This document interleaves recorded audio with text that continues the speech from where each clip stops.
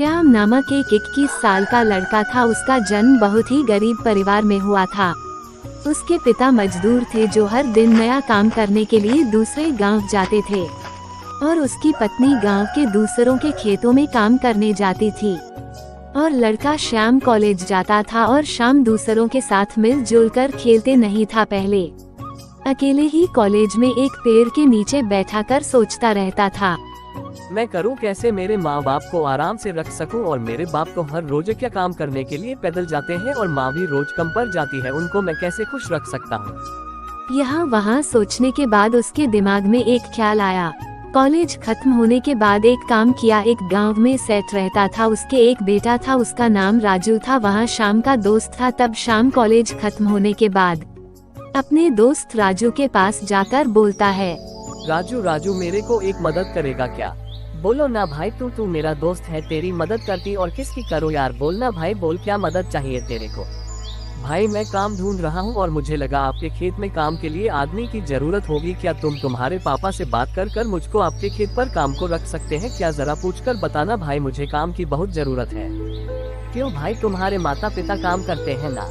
भाई मेरे माता पिता काम आते तो है, लेकिन अब उनकी उम्र हो गई है और उनकी तबीयत भी ठीक नहीं रहती है यार, और वह पैदल काम करने जाते हैं यार। तो मैं तो अब जवान हो गया हूँ और मेरे को कमा कर उनको ठीक से देखना है यार। ठीक है यार, मैं तो जाकर पिताजी को पूछ कर आता हूँ, तब तक तुम यही रहना, मैं आता हूँ। राजू वहाँ से जाकर उनके पिता के पास पहुँचकर उनको एक बात पूछता है,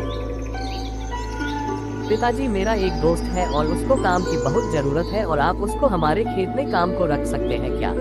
बेटा अभी तो काम के लिए लोग हैं हमारे ही पास, तो उसको कैसे रख सकते हैं बेटा? तो ठीक है पिताजी। राजू वापस आया और शाम को यह बोलता है, श्याम मेरे दोस्त, आई एम सॉरी यार, मैं तेरी मदद नहीं कर सकता यार। मेरे पिता का रहे कि हमारे खेत में काम करने के लिए लोग हैं, तो मैं कुछ नहीं कर सकता यार, तुम दूसरे कहाँ तो जाकर पूछ लो। श्याम वहाँ से निराश होकर घर वापस आता है और बैठकर मन ही मन सोचकर उसके दिमाग में एक आइडिया आता है। श्याम अपने घर से राजू के घर को दौड़ता हुआ जाता है। राजू उसको उसके घर के बाहर आकर मिलता है। तब श्याम राजू को पूछता है, राजू मैं चाहता हूँ कि चाय का दुकान खोलना चाहता हूँ, क्या आपके पिताजी मुझे चाय का बिजनेस करने के लिए 20,000 रुपए देंगे? जरा पूछकर बताना भाई। अरे तुम चाय का बिजनेस करेगा, तुमको चाहे तो बनाने आती है क्या मेरे दोस्त? अरे यार उसमें क्या है, मेरी माँ घर में करती है, उसको देख देख कर सीख जाऊंगा और सीखने के बाद दुकान रखूंगा यार। बस खाली तुम्हारे पिताजी को पैसे का इंतजाम करने के लिए बोलो मेरे भाई।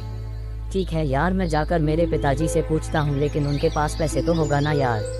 अरे यार आपके पिता तो गांव के सेठ है, उनके पास पैसे कैसे नहीं होंगे यार, तुम बस खाली पूछ कर आना भाई।